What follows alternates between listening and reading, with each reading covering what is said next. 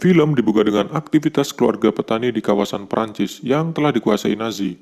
Mereka adalah keluarga Lapedit. Saat itu ternyata datang sekelompok tentara Nazi ke kediaman mereka, sehingga sang kepala keluarga yaitu Perrier Lapedit menyuruh istri dan anaknya masuk.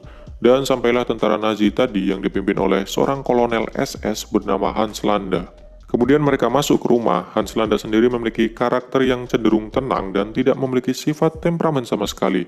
Walau sebenarnya ia adalah orang yang bisa dikatakan kejam, terutama kepada Yahudi. Sehingga ia sendiri dijuluki dengan pemburu Yahudi.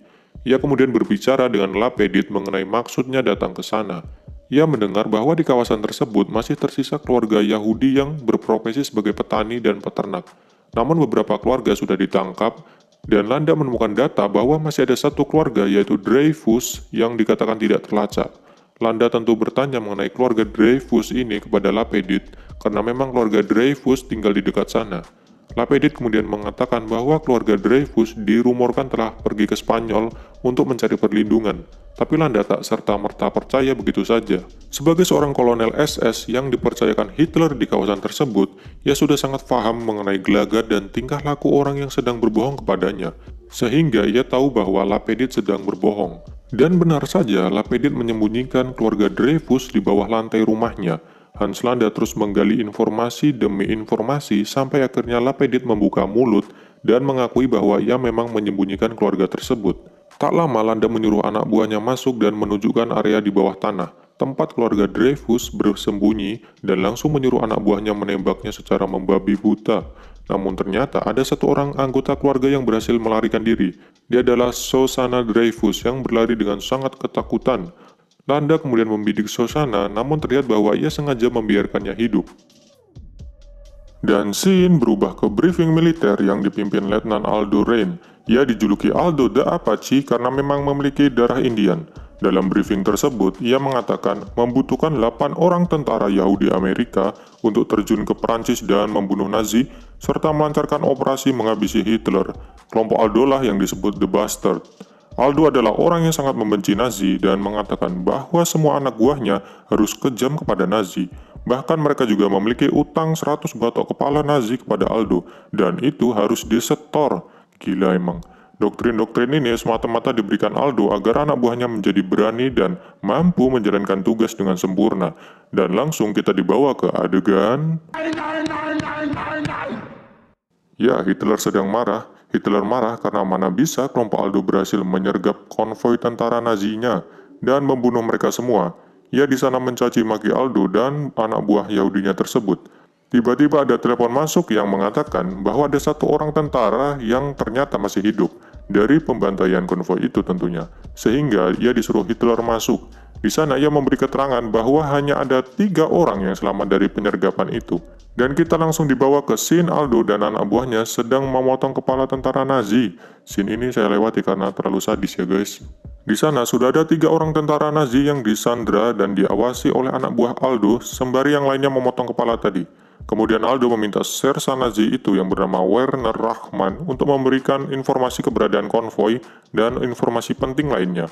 Aldo juga memperkenalkan anak buahnya kepada Werner dan ada satu yang menarik perhatian yaitu Hugo Stiglitz. Werner mengatakan bahwa tidak ada tentara Nazi yang tak tahu dengan Hugo Stiglitz. Dan ya benar saja, Stiglitz terkenal karena ia adalah buronan Nazi. Ia sendiri membunuh 13 perwira Gestapo dengan keji. Itu mengapa Aldo merekrutnya. Kemudian Werner menolak dengan hormat permintaan Aldo karena hal tersebut sama saja ia mengkhianati negaranya. Aldo kemudian memberikan penawaran lagi karena jika tidak, ia akan dihabisi dengan sadis oleh anak buahnya. Dan sersan tersebut tetap menolak sehingga akhirnya Donny Donowitz, anak buah kepercayaan Aldo yang dijuluki The Bear Jew, keluar dengan membawa stick baseball. Dan dengan amarah yang kuat langsung memukul sersan Nazi tersebut sampai ciwas. Wadidaw. Aldo akhirnya memanggil salah satu tentara lagi, namun dia berusaha melarikan diri sehingga ditembak. Tersisa satu lagi yang sudah ketakutan dan terpaksa memberikan informasi konvoi tersebut. Akhirnya, sebelum melepas orang tersebut, Aldo dan Donny memberikan sedikit kenang-kenangan kepadanya, yaitu lambang swastika di dahinya, agar ia bisa meyakinkan Hitler bahwa memang dia tidak dilepas secara cuma-cuma, jadi dia tidak akan dihukum mati. Sakit banget pasti itu. Dan scene berubah ke sebuah bioskop. Di sana sudah ada Shoshana Dreyfus dulu. ia ternyata telah mengganti namanya menjadi Emmanuel Mimiuk. Ia sudah mengganti identitas dan mendirikan sebuah bioskop yang kelak akan dijadikan tempat pemutaran film propaganda Nazi. Wow, walau sudah memulai hidup baru, Sosana tetap memiliki dendam kepada Nazi tentunya. Kemudian ada seorang prajurit Nazi bernama Frederick Zoller yang diam-diam menyukai Sosana. Mereka ngobrol-ngobrol dikitlah di sana, dan Zoller nampak sangat ramah kepada Sosana. Esoknya, Zoller masih tetap berusaha mendekati Sosana, walaupun dia tidak menanggapi dan belum tahu bahwa Zoller adalah seorang prajurit yang terkenal dan akan menjadi aktor dalam film propaganda Nazi. Namun lama-kelamaan, Sosana akhirnya sadar bahwa Zoller bukanlah prajurit biasa. Namun di sana Zoller mengatakan bahwa dia memang mempunyai proyek film yang dipimpin Joseph Goebbels, menteri propaganda Nazi yang terkenal kejam. Saat mendengar itu, Sosana tiba-tiba bad mood gitulah. Karena tentu ketika mendengar semua tokoh-tokoh Nazi, masa lalu di mana keluarganya dibunuh oleh mereka adalah kenangan yang menyakitkan.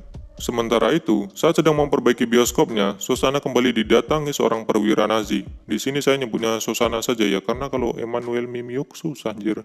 Oke lanjut, di sana ia diminta masuk ke mobil dan ternyata dibawa ke sebuah acara yang dihadiri Joseph Goebbels dan lagi-lagi ia bertemu Frederick Zoller. Di sana Zoller lah yang memanggil Sosana agar film propagandanya bisa diputar di bioskop milik Sosana.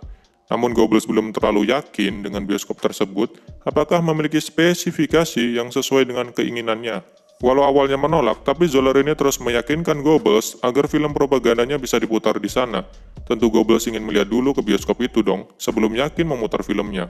Dan tiba-tiba datanglah Kolonel Hans Landa, orang yang dulu membunuh seluruh keluarga Sosana. Wadidaw, Sosana langsung teratap di sana dan teringat kejadian menyakitkan itu dulu. Kolonel Landa sepertinya tidak sadar itu adalah Sosana karena dulu ia tak sempat melihat wajahnya guys. Tapi saat akan berbicara dengannya, Landa memesankan susu kepadanya. Teringat dong kalian dengan adegan di awal di mana keluarga Sosana juga seperti keluarga Lapedit yang punya ternak susu sapi. Apakah Landa sudah tahu bahwa itu Sosana? Lanjut dulu.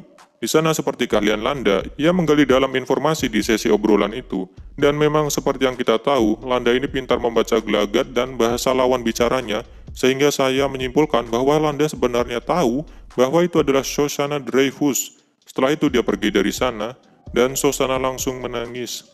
Di tempat lain, Joseph Goebbels sedang melihat bioskop milik Shoshana agar bisa menetapkannya sebagai tempat pemutaran film kebanggaannya itu. Dan setelah itu, Sosana memiliki ide, yaitu membalaskan dendamnya dengan membakar bioskop itu saat pemutaran perdana film Goebbels. Karena saat itu tentu banyak perwira-perwira Nazi dan bahkan Hitler akan datang. Dan itu waktu yang sangat cepat. Dan dia akan bekerja sama dengan asistennya bernama Marcel yang ternyata juga merupakan kekasihnya. Scene berpindah ke pembicaraan di sebuah ruangan. Dari aksennya, mereka adalah orang Inggris yang sedang membicarakan sesuatu. Dan dari pembicaraan ini diketahui bahwa Inggris akan mengirim Letnan Archie Hickok yang di sini kita lihat orangnya guys. Dia sendiri dipilih karena memang memiliki pengalaman yang mumpuni dan mahir berbahasa Jerman. Sehingga ia akan dikirim ke Prancis dan bergabung dengan The Bastard, kelompok tentara Amerika yang dipimpin Aldo Raine. Dan kemudian scene berpindah lagi ke briefing Aldo Raine dan Archie Hickok tadi. Di sini mereka berencana melakukan pertemuan dengan seorang aktris Jerman bernama Bridget von Hammersmark yang menjadi mata-mata Inggris. Mereka sendiri akan bertemu di sebuah bar bawah tanah bernama La Lucien. Tapi Aldo sebenarnya sedikit ragu kenapa harus bertemu di tempat seperti itu dan kurang yakin. Tapi Archie meyakinkannya lah. Dan kirimlah tim The Bastard kecuali Aldo dan beberapa anak buahnya yang tidak ikut guna memantau keadaan. Kemudian tim lainnya masuk dan mereka kaget, ternyata tempat tersebut dipenuhi tentara Nazi. Tidak seperti rencana di awal, di mana von Hammersmark mengatakan tidak akan ada tentara Nazi di sana. Apakah dia menjebak The Bastard? Kita tidak tahu. Di sana, von Hammersmark sudah menunggu dengan beberapa tentara Nazi yang ternyata sedang merayakan kelahiran anak salah satu rekannya. Dengan tetap bersikap tenang, Archie, Stiglitz, dan Wiki terpaksa duduk di sana. Mereka kemudian mendapat informasi bahwa tempat pemutaran film Goebbels sudah dipindah dari Ritz ke bioskop milik Sosana guys. Namun tiba-tiba salah satu prajurit Nazi tadi datang dan mengganggu mereka. Archie kemudian marah, namun disinilah penyamaran mereka malah terbongkar. Aksennya terdengar aneh di telinga prajurit itu karena tak seperti orang Jerman kebanyakan. Dan saat mereka sedang ribut, ternyata ada seorang perwira Nazi di sana. Ia pun sama, memiliki pendengaran yang bagus dengan aksen seseorang. Namun Archie bisa sedikit mengelak dan perwira tersebut pun percaya. Tapi saat mereka ngobrol semakin dalam, Archie membongkar kedoknya sendiri dan perwira tersebut menyadarinya. Sekarang mereka dihadapkan pada situasi sulit karena tak akan ada satupun yang akan keluar dari sana dan keadaan semakin genting, tidak terkendali, dan satu-satunya cara adalah saling membunuh. Pada akhirnya adu tembak tak lagi terelakkan, keadaan kacau, mereka saling tembak-menembak dan metong guys. Scene tersebut bikin ngeri dah. Tersisalah Wilhelm, yaitu prajurit Nazi yang masih selamat. Namun saat akan bicara dengan Aldo, ia ditembak oleh von Hammersmark yang ternyata masih hidup. Hanya saja kakinya tertembak. Ia kemudian dibawa ke sebuah rumah sakit hewan, guna menjelaskan kenapa kejadian itu bisa terjadi. Aldo menginterogasinya dan mengatakan, apakah von Hammersmark ini menjebak mereka ke situasi tersebut. Namun ia menolak dikatakan berkhianat karena Archie lah yang membuka kedoknya sendiri. Dengan memesan 3 gelas tapi salah menunjukkan gestur 3 jari, karena di kalangan orang Jerman memesan 3 gelas memiliki gestur sendiri. Wow, sampai sedetail itu guys. Pada akhirnya karena Wiki dan Stiglitz ditambah Archie sudah tewas, di mana mereka lah orang yang bisa berbahasa Jerman di tim tersebut, membuat Aldo harus memutar otak guna pergi ke acara pemutaran film propaganda Nazi. Dan terpaksa membawa Doni dan Omar yaitu anak buahnya. Mereka sendiri sebenarnya tidak fasih berbahasa Jerman, cuman ya keadaan mendesak dan terpaksa menggunakan bahasa Italia. Bahasa Italia digunakan karena saat itu Jerman memang bersekutu dengan Italia. Di tempat lain, Kolonel Hans Landa sampai di bar tadi. Ia melakukan penyelidikan di tempat itu, dan tentu dengan keahliannya seperti biasa, ia mendapatkan petunjuk. Sebuah sepatu milik von Hammersmark dan sehelai tisu bekas tanda tangannya. Karena sebelum penembakan terjadi, von Hammersmark ini sempat memberikan tanda tangannya kepada salah satu prajurit Nazi yang anaknya baru lahir tadi guys. Dari sana, Landa tentu sudah tahu bahwa von Hammersmark adalah pengkhianat. Kita akhirnya sampai ke hari pemutaran film Nation's Pride, film propaganda Nazi besutan Joseph Goebbels yang juga dihadiri oleh Adolf Hitler. Sudah pasti di sana Susanna sudah bersiap untuk aksi balas dendamnya. Dan bioskop juga sudah dipenuhi perwira-perwira tinggi Nazi. Di sana juga sudah ada Kolonel Landa seperti biasa. Ia kemudian menemui von Hammersmark dengan kakinya yang sudah digips, sehingga Landa tentu sudah tahu tentang peristiwa penyebab kakinya seperti itu. Kemudian Landa berkenalan dengan Aldo dan anak buahnya. Di sana mereka menyamar sebagai orang Italia ternyata, dengan nama Enzo Gorlomi, Antonio Margaretti, dan Dominic De Coco. Ya sebenarnya Landa sudah tahu itu adalah Aldo dan anak buahnya, karena tentu Landa sudah terlalu berpengalaman dan sudah paham betul mengenai The Bastard. Kemudian Doni dan Omar siap melanjutkan operasi Kino. Mereka masuk ke dalam bioskop dan melihat beberapa petinggi Nazi seperti Joseph Goebbels dan Martin Bormann. Lalu mereka mengambil tempat duduk sembari cemas-cemas sedap karena bom waktu di kaki mereka terus berjalan. Bisa dikatakan ini adalah misi bunuh diri guys. Sementara itu Hans Landa meminta ngobrol sebentar dengan von Hammersmark. Saat masuk ke sebuah ruangan, dia menginterogasi nona Jerman ini dengan berbagai pertanyaan. Dan akhirnya membuka pengkhianatannya. Landa yang sepertinya sudah mempersiapkan hal tersebut langsung mencekik von Hammersmark sampai kehabisan nafas dan metong. Ia kemudian mengatakan pada anak buahnya untuk menangkap Aldo. Dan benar saja Aldo langsung dikeroyok lalu dibawa keluar sembari kepalanya ditutup. Aldo kemudian dibawa menggunakan truk ke suatu tempat dan ternyata di sana sudah ada anak buahnya yaitu Jutivik yang juga tertangkap guys. Sampailah mereka di sebuah tempat dengan Hans Landa sudah berada di sana. Ia kemudian mengatakan sudah mengetahui operasi yang dibuat Aldo beserta teman-temannya, bahkan mengenai Doni dan Omar yang akan meledakkan bioskop tersebut dan membunuh Hitler. Di sini ia sedikit mengancamlah bakal memberitahu Nazi mengenai operasi tersebut. Tapi saat itu saya kaget, dia malah entah kenapa atau kesambet apa ingin membuat kesepakatan dengan Aldo. Mungkin Cilanda ini sudah tahu kalau kejatuhan Nazi sebentar lagi guys, alias ingin melarikan diri agar nanti tidak diadili sebagai penjahat perang. Dia kemudian meminta Aldo menghubungi seseorang yang memiliki jabatan tinggi dan bisa membuat surat penyerahan dirinya guys. Di tempat lain, Susanna sedang bersiap juga dengan aksinya dibantu Marcel tentunya. Kebetulan film Nation Pride sedang diputar. Doni dan Omar pun sudah bersiap melakukan aksi dan sudah memastikan bahwa Hitler berada di tempat tersebut. Sementara itu, Hans Landa sedang menghubungi seseorang, sepertinya petinggi militer Amerika. Di sana ia mengatakan banyak hal. Namun yang mengejutkan adalah dia mengatakan bahwa ia sudah melaksanakan tugasnya dengan menyamar sebagai kolonel SS dan dapat meyakinkan petinggi Nazi mengenai dirinya. Alias selama ini dia menyamar guys, tapi saya nggak tahu juga sih, sedikit membingungkan maksudnya ini. Ia bahkan ternyata sudah menaruh bom waktu di bawah kaki Goebbels sebelumnya. Wadidaw, ternyata Hans Landa ini sangat mengejutkan. Dan Aldo kemudian diperintah oleh orang yang sepertinya atasannya itu untuk membawa Landa beserta operator di ruangan tersebut ke garis depan Amerika, dan kemudian Landa akan menyerahkan dirinya ke Aldo.